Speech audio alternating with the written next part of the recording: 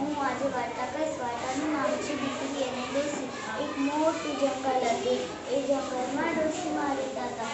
એને તેમની દીકરીની યાદ આવી. દીકરીને ચાલ્યા ગયા. વાઘભાઈ મળ્યા. વાઘભાઈએ કીધું, એ ડોશી મને ખાઈ જાય. ડોશીમાં તો કેવા લાગે ગાવડી પાછળથી તમારી પાસે તમારી ડોશી ન વરાશે. તો પછી ડોશીમાં કેવા લાગે દીકરી મારી